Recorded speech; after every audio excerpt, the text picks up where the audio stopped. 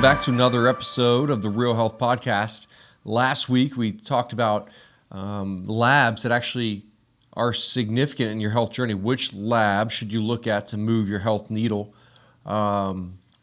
This week the focus is if you could only take 5 supplements that actually move the needle, one's proven in clinical studies to improve blood pressure, lower cholesterol, reduce mortality, reduce cancer risks, improve performance, which would they be? So I narrowed things down to 5 supplements that you need to consider if you are trying to move the needle in your health journey. So we're going to break down those 5 supplements. They're not hype, right? They're not some fancy Amazonian, wild tree, or branch or leaf that you're just, looking at Instagram and thinking, oh yeah, I should take that. It's gonna help me, right? This is,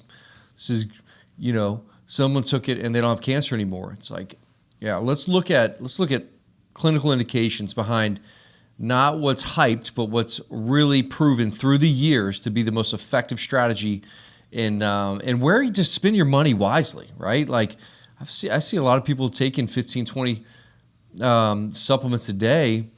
And you just ask the question, are these even doing anything, right? So we're going to talk about omega-3 fatty acids, soluble fiber, magnesium, creatine, and 4 fat-soluble vitamins, A, D, E, K. That's the big 5. Let's dive in them. Without further ado, let's get to omega-3 fatty acids.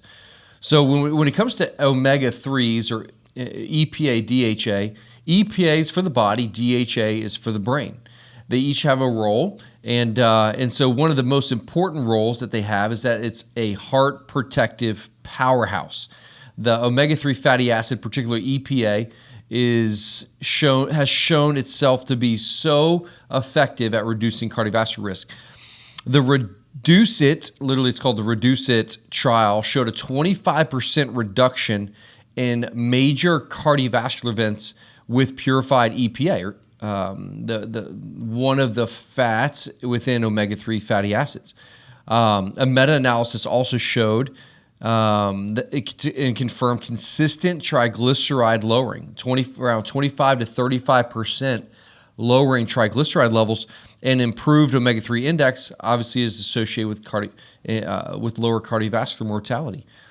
So when you look at EPA's effectiveness in reduction in major cardiovascular events, reduction in triglycerides, it's a no-brainer, right?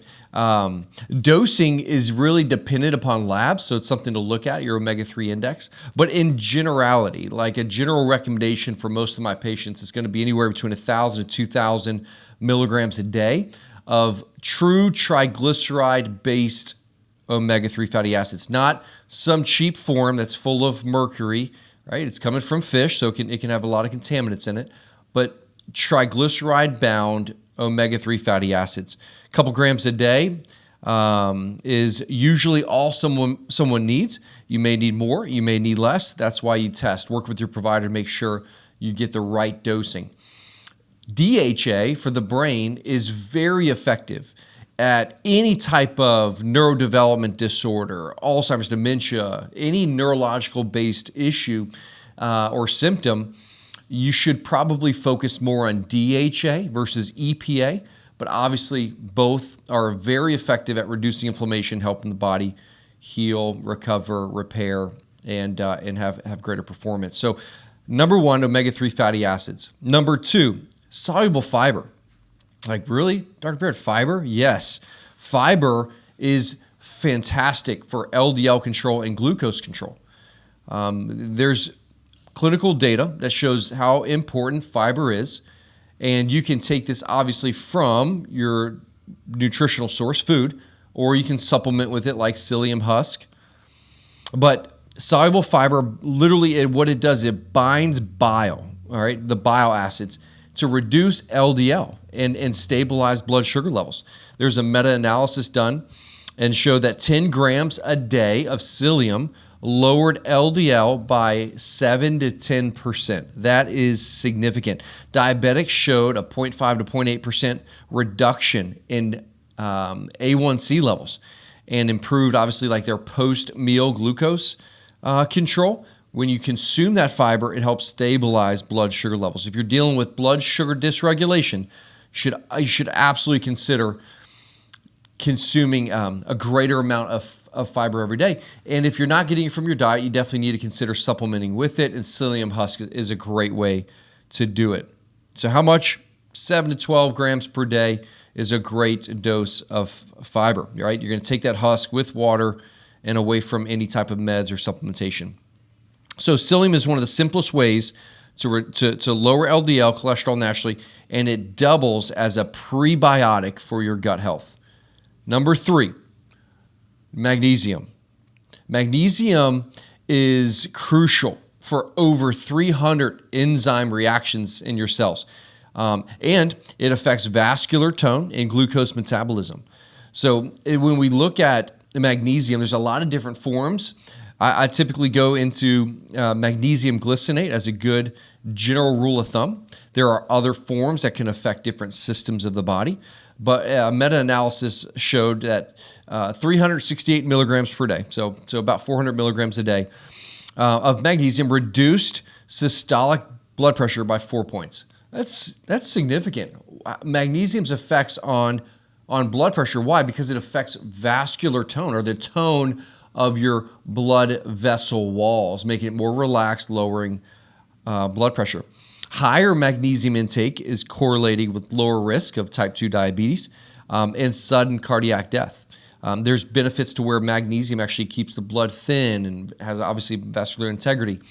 And magnesium is also helpful for calming the nervous system, improves sleep quality, and obviously how important it is at just making sure that your cells are creating ATP or energy. The dose is typically 200 to 400 milligrams. Anything over that can cause bowel issues, but typically 200 to 400 milligrams of magnesium glycinate at night is my typical recommendation. Magnesium is the mineral most people are missing, and it's quietly linked to heart disease and brain function. Consider magnesium. Number 4, you've heard me talk on this before, but number 4 is creatine monohydrate. In particular, make sure it's from the form of CreaPure, which is a purified form of creatine monohydrate. But you don't have to get fancy here. Clean CreaPure creatine monohydrate at 5 grams a day is massive, and it's also beyond athletes. It's not an athletic performance supplement alone. Creatine helps preserve lean mass. So if you're struggling with, as you age, the ability to retain or build lean mass, it's great for that. It supports brain energy. So there are studies showing creatine and its effects on headaches and migraines. So if you're dealing with headaches and migraines, creatine monohydrate should absolutely be considered. If you want greater cognition, focus, energy, then creatine should be something to look at every day. I supplement with it first thing in the morning when I wake up. 5 grams, scoop of water, knock it down. First thing I consume every single day. It's so inexpensive too. Literally for pennies, you're improving ATP production. There was a meta-analysis done where creatine and resistance training increased strength by 8 to 14% versus a placebo. Creatine has that effect. If you're trying to gain lean mass in the season, you absolutely need to be consuming creatine. And then even cognitive trials that showed improved working memory and reduced mental fatigue and sleep deprivation. So when these patients were sleep deprived, they added creatine and noticed a significant improvement in working memory and reduced mental fatigue.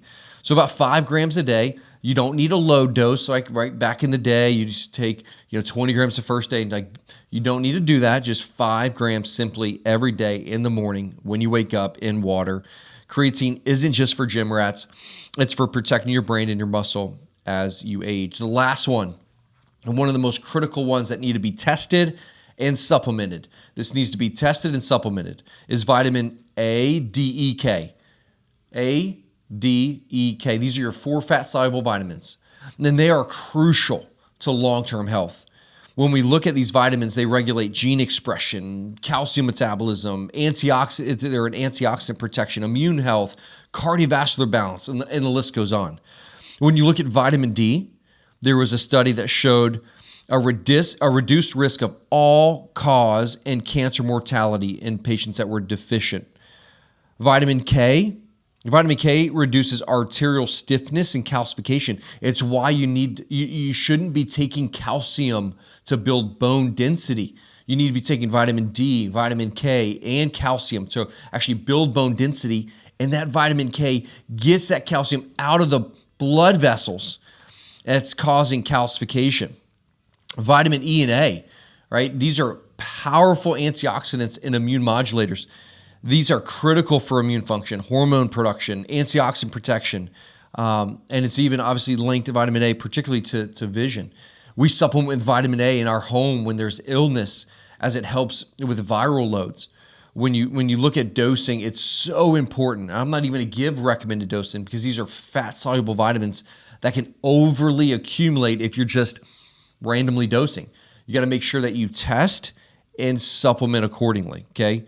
When you look at, these fat-soluble vitamins, they're usually in a combined formulation of ADEK, and one of my favorites is from a company called Apex Energetics that we use here in office.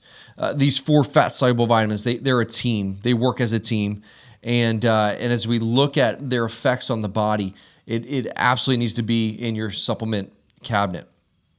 When looking at omega-3 fatty acids, fiber, creatine, magnesium, and these 4 fat-soluble vitamins, we're talking about true supplements that move the needle in your health journey. Test, supplement properly with right dosing, and it can make a massive difference. You're not considering these supplements today, go ahead, dive in with your practitioner, and make sure you're working towards adding these into your health journey. They can make that significant of a difference. As always, if you've enjoyed the information, all right, we're giving to you at no cost. Share this podcast, like it, subscribe to our YouTube channel or to our Instagram so that you can kind of stay up to date with everything that we're doing. Hey, thanks for listening to another episode of the Real Health Podcast.